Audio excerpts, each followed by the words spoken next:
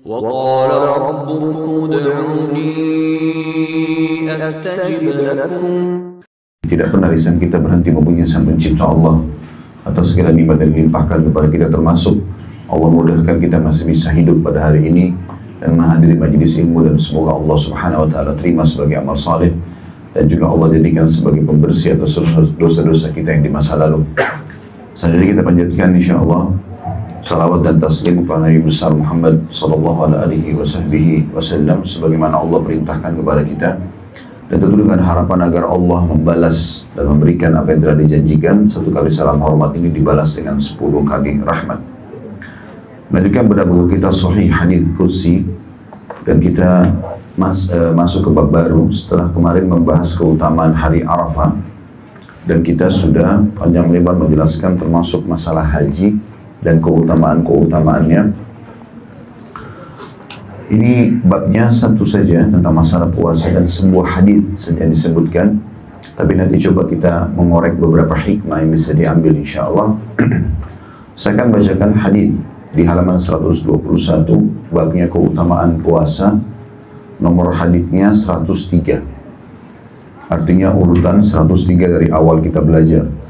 Di sebelahnya ada tulisan sahih, artinya hadis ini diterima dari Abu Hurairah radhiyallahu anhu bahwa Rasulullah sallallahu alaihi wasallam bersabda, "Qala Allah, kullu 'amali ibni Adam lahu illa as-siyam, fa innahu li wa ana ajzi bih."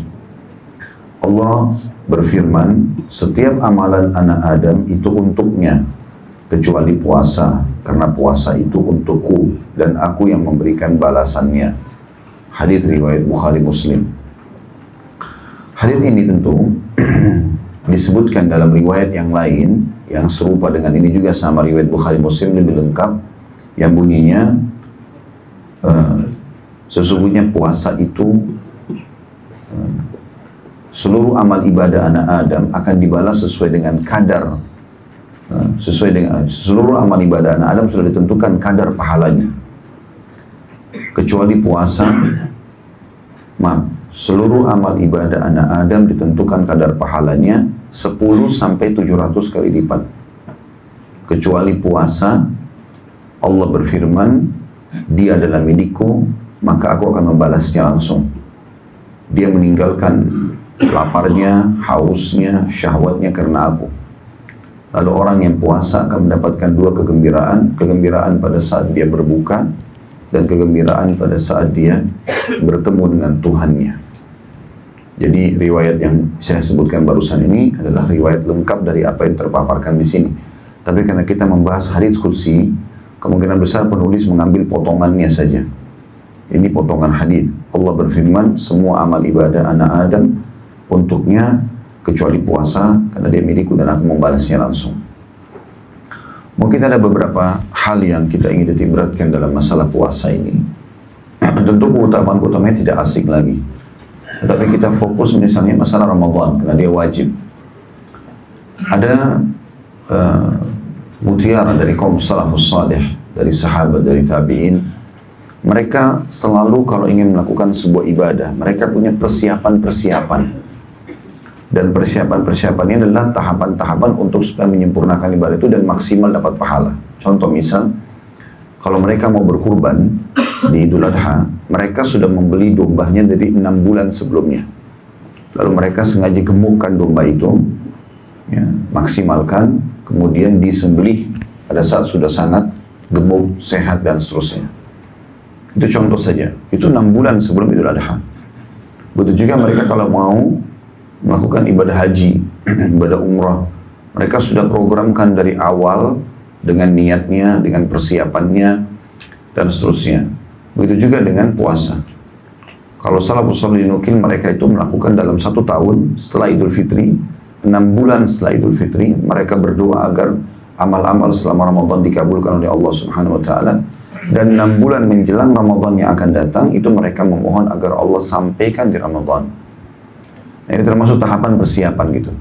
Ini mungkin poin ini kita perlu korek sedikit, karena banyak orang yang tidak berpikir itu. Mereka berpikir, sudah Ramadan kapan datangnya, nanti saya akan puasa. Tapi ini tidak, dari 6 bulan sebelumnya sudah diniatkan. Niat ini sebenarnya semacam motivasi yang besar dalam diri untuk siap menyambut Ramadan, sehingga tidak kaget gitu. Nah, di antara efek-efek persiapan ini adalah banyaknya orang berpuasa sunnah secara otomatis, karena dia punya niat 6 bulan lagi mau Ramadan, maka dia maksimalkan dirinya untuk persiapan. Di antara persiapannya adalah selain niat, dia banyak melakukan puasa-puasa sunnah. Ya Senin Kamis, ya Ayyamul Bid, ya puasa apa yang dia bisa lakukan. Berarti termasuk juga puasa-puasa yang nafilah, yang sunnah, yang tidak ada hubungannya dengan perintah yang mutlak ya. Karena kalau Senin Kamis, Ayyamul Bid itu kan disebutkan fadilah secara khusus ya. Tapi ada puasa juga tanpa disebutkan keutamaannya. Diambil daripada hadis Bukhari yang pada saat Nabi SAW pulang ke rumahnya lalu bertanya kepada Aisyah, "Wahai Aisyah, ada makanan nggak?" Aisyah mengatakan, "Tidak ada ya Rasulullah." Kata Nabi SAW, "Kalau begitu hari ini aku puasa." Nah, ini bukan Senin Kamis, karena kalau Senin Kamis Nabi sudah nggak tanya lagi Aisyah ada makanan atau tidak. Tapi ini hari biasa, misalnya hari Selasa, Bapak Ibu lagi sehat, sudahlah saya mau puasa aja, dekatkan diri kepada Allah. Kita niat seperti itu saja sebagai tambahan ibadah kepada Allah. Itu juga ada jenis puasa ini. Dan dianjurkan oleh para ulama kalau bisa seorang muslim mengerjakan jenis puasa ini walaupun sekali seumur hidupnya. Jadi bukan di hari-hari yang ditekankan, bukan Senin Kamis, bukan Ayyamul Bid, memang dia puasa hari lain. Dan bukan juga membayar utang Ramadan. Untuk mempraktikkan hadis Nabi SAW tadi. Kalau Nabi pernah puasa di selain hari-hari yang ditentukan itu. Tapi tentu ini puasa sunnah. Cuma saja dalam mengerjakan puasa seperti ini, itu dianjurkan untuk menghindari Jumat, Sabtu, dan Ahad. Jadi selain hari-hari ini. Karena hari Jumat adalah hari raya kita tentunya. Sabtu, Ahad adalah hari raya orang-orang ahli kitab. Kita dianjurkan untuk tidak berpuasa pada saat itu. Kecuali, maksudnya cuma puasa berdiri sendiri ya. Kecuali puasa itu kita ikutkan dengan sehari sebelumnya atau sehari sesudahnya. Atau bertepatan dengan adanya perintah puasa. Kayak sekarang kan kena Ayyamul Bid nih. Kemarin hari Jumat, hari ini Sabtu dengan besok Ahad. Nah karena ada perintah berkenaan dengan itu pas 13, 14, 15 dari bulan-bulan Hijriyah, maka tidak ada masalah. Tapi di sini yang dilarang adalah puasa tadi yang sifatnya tambahan itu. Jadi nggak boleh misalnya hari Jumat atau hari Sabtu, hari Ahad, udah saya hari ini sehat, saya mau puasa saja. Itu nggak boleh. Jadi, kecuali diikuti dengan hari-hari sebelumnya atau memang bertepatan ada perintah di situ. Ini poin. Maksudnya di antara hal yang kita tambahkan ya. Juga masuk dalam masalah ini, masih di poin ini juga, mereka selain punya persiapan dengan puasa-puasa sunnah, mereka kembali mengulangi keutamaan-keutamaannya. Mengulangi, mereview lagi apa yang pernah dia tahu tentang puasa. Kembali lagi bacalah kalau kita sekarang ya. Jadi mereka duduk lagi mengenang, oh ternyata puasa Ramadan itu dalam hadis Bukhari Muslim, "Man shama Ramadhana imanan wa ihtisaba, ghufira lahu ma taqaddama min dhanbi." Siapa yang puasa Ramadan karena keimanan dan juga karena mengejar pahalanya, dibersihkan dosanya yang lalu. Berarti dua syarat ini udah dipupuk 6 bulan sebelumnya. Bagaimana dia nanti akan menyambut Ramadan karena dia yakin Allah yang perintahkan. Ya, dan juga dia mengejar pahala-pahala maksimal. Dari sekarang dia sudah programkan, nanti Ramadan saya akan umrah Ramadan, nanti saya akan buka puasakan orang di rumah, nanti saya akan begini dan begitu. Ya, jadi dia sudah programkan dari awal. Niat-niat baik ini dicatat pahala oleh Allah walaupun belum sampai Ramadan. Kalau misal dia umurnya Allah sudah tutup sebelum Ramadan, maka secara otomatis dia akan panen pahala sesuai dengan niatnya. Jadi dia kembali mengingat lagi keutamaan-keutamaan itu. Oh ternyata ada hadis Bukhari Muslim, "Man qama Ramadhana imanan wa ihtisaba, ghufira lahu ma taqaddama min dhanbi." Siapa yang mendirikan malam Ramadan dengan keimanan dan mengharapkan pahalanya, maka dibersihkan dosa-dosanya yang lalu. Dari sekarang dia sudah niat setiap malam-malam Ramadan nanti saya akan sholat. Ya. Bukan nanti awal Ramadan baru diniatkan. Dari awal mereka niatkan sehingga persiapan jiwanya itu sudah ada. Itu beda tentunya. Kalau kita tiba-tiba mau umroh deh hari ini, besok berangkat. Beda dengan orang yang sudah 3-4 bulan sebelumnya gitu kan. Jiwanya jauh lebih siap. Tidak perlu lagi bingung dengan cuaca di sana. Memang dia punya kesiapan untuk itu. Jadi tiba Ramadan misalnya kalau puasa, mau panas kah, mau dingin kah, nggak penting bagi dia. Karena memang dia sudah niat mengejar keimanan dan juga mengharapkan pahala. Nah ini hikmah-hikmah yang luar biasa yang harusnya kita tanamkan dalam diri kita. Sehingga ada motivasi-motivasi sebelum mengerjakan ibadah itu jauh sebelumnya. Kita dari pagi begini udah niat nanti malam saya akan sholat tahajud. Beda dengan orang yang tiba-tiba bangun nanti malam baru mau sholat. Karena kita dari awal sudah niat, jiwa kita sudah siap. Kan sebenarnya niat itu seperti sebuah sinyal perintah yang kita niatkan dalam hati ke otak dan seluruh tubuh jadi siap kan gitu. Sekarang kita mau puasa, kita niatkan kan gitu. Kenapa harus ada niat dalam setiap ibadah? Karena itu akan menjadi motivasi. Jadi seperti ada perintah dari hati kita untuk menggerakkan otak, memerintahkan seluruh tubuh menerima, saya akan puasa pada saat ini. Saya akan begini dan begitu, gitu kan. Maka itu akan ada kekuatan tersendiri. Oh ternyata puasa Ramadan menjadi tameng dari api neraka. Karena Nabi SAW menjelaskan masalah itu kan. Was-as-siyamu junnah, kajunnati ahadikum minal qital. Puasa itu perisai dari api neraka sebagaimana perisai seseorang yang terkalian pada saat di kancah peperangan misalnya. Maka dia memang mengejar itu.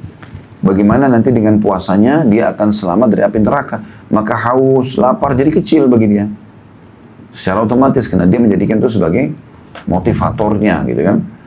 Begitu juga dengan sebab masuk dalam surga misalnya. Ya, dengan mengejar pintu Ar-Rayyan yang dijanjikan. Kata Nabi SAW sesungguhnya Allah menyiapkan pintu khusus untuk orang puasa namanya Ar-Rayyan yang tidak dimasuki kecuali mereka.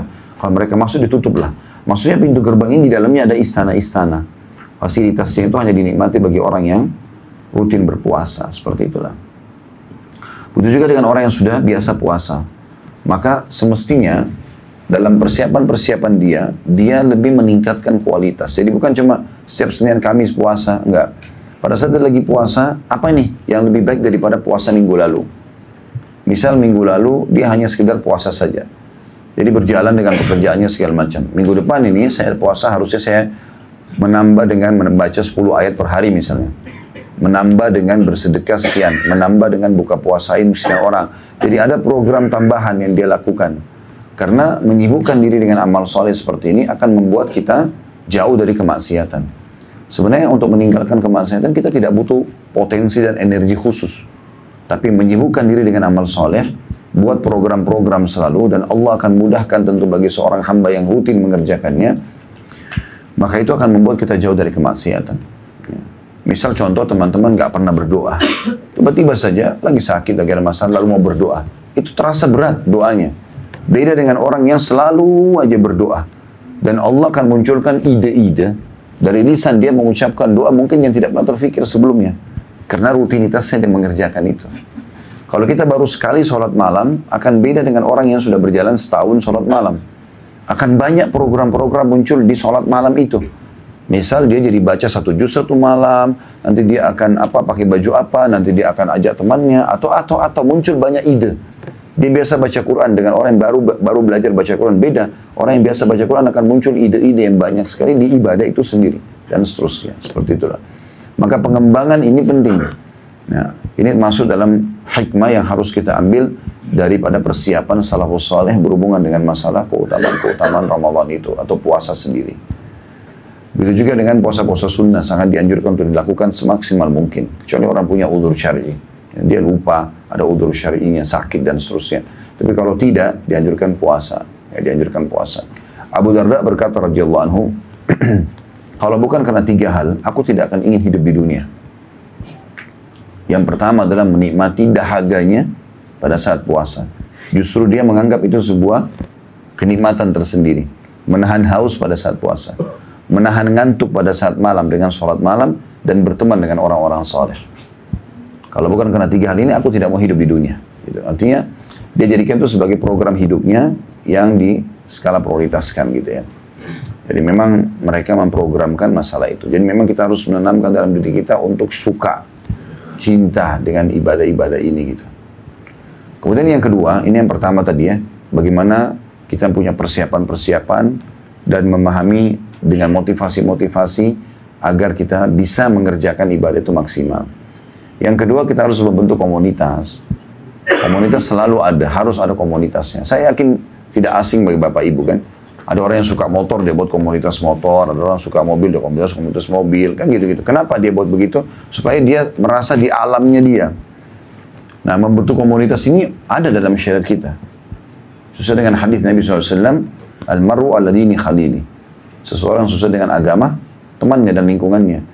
Kalau Bapak Ibu mau mengerjakan sholat malam rutin, memang cari orang yang selalu sholat malam. Maka kita akan selalu termotivasi gitu ya. Supaya saling mengingatkan misalnya. Oke, kita sepakat di grup ya.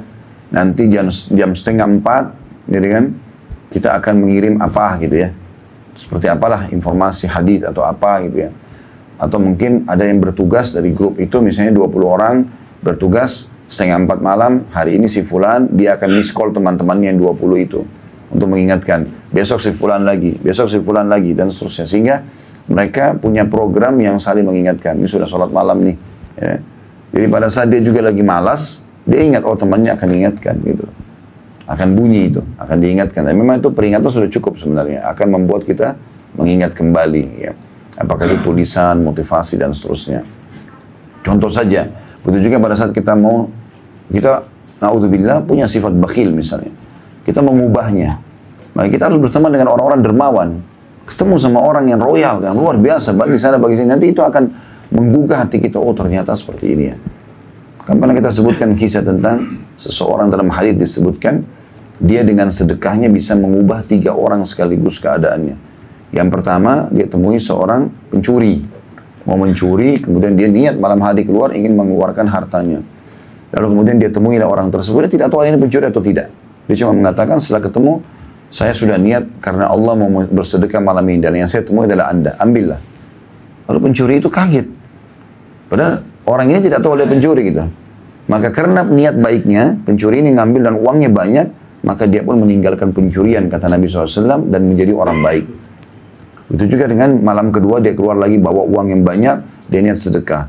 Lalu siapapun yang temui dia niat berikan. Ternyata dia temui seorang wanita pelacur.